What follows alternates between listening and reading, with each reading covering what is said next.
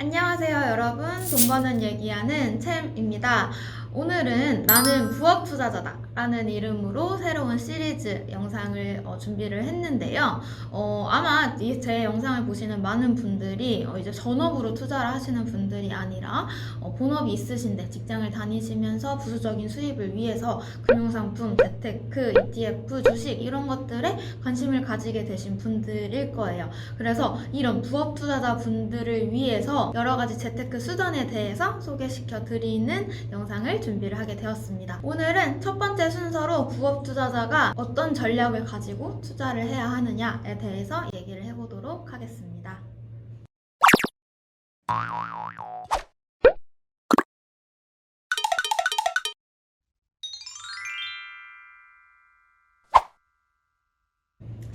네, 우선 여러분 그리고 저 같은 부업 투자자가 가장 신경을 써야 할 부분은 변동성을 줄이는 것이라고 생각합니다.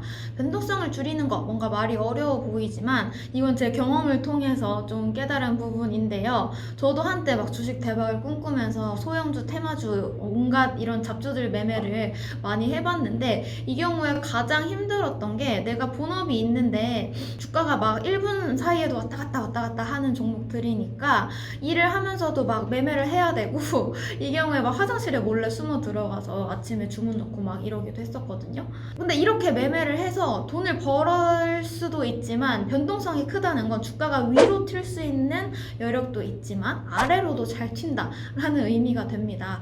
아래로 튀었을 때 정말 힘들었어요. 그래서 우리와 같은 이런 부업 투자자들, 본업이 있기 때문에 이런 투자에만 오롯이 시간을 쏟을 수 없기 때문에 부업 투자자들은 변동성 관리, 변동성을 줄이는 것에 초점을 맞추고 투자하는 포트폴리오를 관리할 필요가 있다라고 생각을 합니다. 그럼 여기서 말씀드린 포트폴리오, 내가 투자하는 애들의 변동성을 어떻게 줄일 수 있어요? 라는 구체적인 방법에 대해서 말씀드리면 이건 제가 여러 번 좀 말씀을 드려서 지겨우실 것 같기도 한데 크게 세 가지 방법을 말씀을 드릴 거예요. 첫 번째, 우선 여러 종목에 분산 투자를 한다 라는 부분입니다. 여러분, 계란을 한 바구니에 담지 말라 라는 말은 다들 들어보셨죠? 이렇게 여러 계란을 여러 종목이나 투자처에 투자를 하게 되면 하나의 계란이 깨져도 나머지 계란들이 멀쩡하기 때문에 전체 내 포트폴리오, 내 바구니, 계란 바구니의 수익률은 좀 안정적으로 가져갈 수 있게 된다라는 내용이고요. 구체적인 방법으로는 제가 여러 번 영상을 통해서 말씀드렸던 ETF가 분산 투자를 구현하는 가장 쉬운 방법입니다. ETF라는 건 특정 국가, 산업, 특정 테마에 대해서 구성이 되는데요. 예를 들어 2차전지 ETF다, 미국 ETF다 라고 하면 미국에 있는 우량한 괜찮은 여러 종목들 혹은 2차전지와 관련된 일을 하는 여러 회사들을 모아서 사주는 의미가 되기 때문에 ETF에 하나 투자하시면 자동으로 분산 투자를 구현할 수 있다 라고 생각을 하시면 돼요. 이렇게 근데 ETF에 투자하시지 않고 조금 더 종목을 디테일하게 보고 내가 공부해서 아는 종목만 사고 싶어 하시는 분들은 그런 종목들을 일일이 여러 종목을 매수를 하실 수도 있겠죠. 이렇게 여러 종목에 분산 투자를 하면 끝이냐? 아닙니다.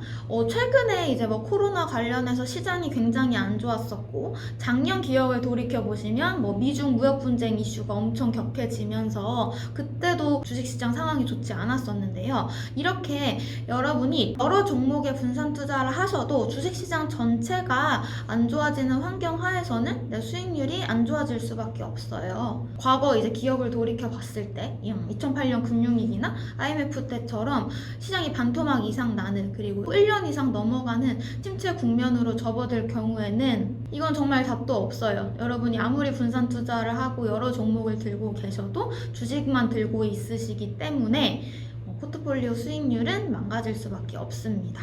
근데 우리가 이런 시장 전체가 망가지는 시스템 리스크가 언제 발생할지 정확하게 알 수가 없죠. 이 시기를 몇 년 몇 월 정확하게 예측할 수 있는 사람은 정말 노벨 경제학상 받은 분이 오셔도 이건 정확히 예측을 못할 거예요. 그러면 예측이 안 되니까 우리는 그에 맞게 대비, 준비를 해보자 라는 의미이고 여기서 제가 여러 번 말씀을 드렸던 자산 배분이라는 개념이 등장합니다. 우리가 투자할 수 있는 투자처는 흔히 주식을 많이 생각을 하시지만 주식 외에도 굉장히 다양한 자산군이 있어요.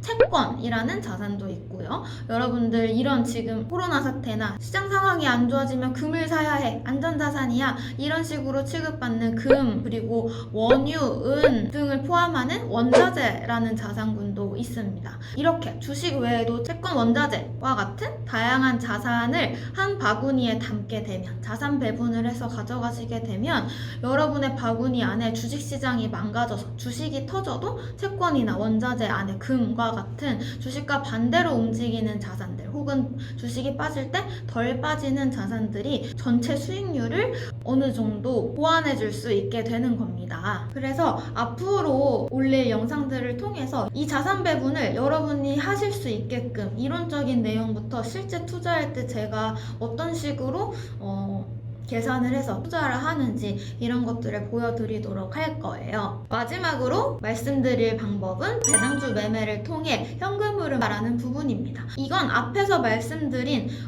자산 배분이나 종목 분산 투자와는 다르게 절대적으로 포트폴리오의 변동성을 낮춰주는 방식은 아니에요. 저는 개인적으로 배당주 투자를 통해서 현금 흐름을 확보하면 좀 투자 멘탈 관리에도 많이 도움이 되는 것 같아서 이 부분을 말씀을 드리려고 하는데요.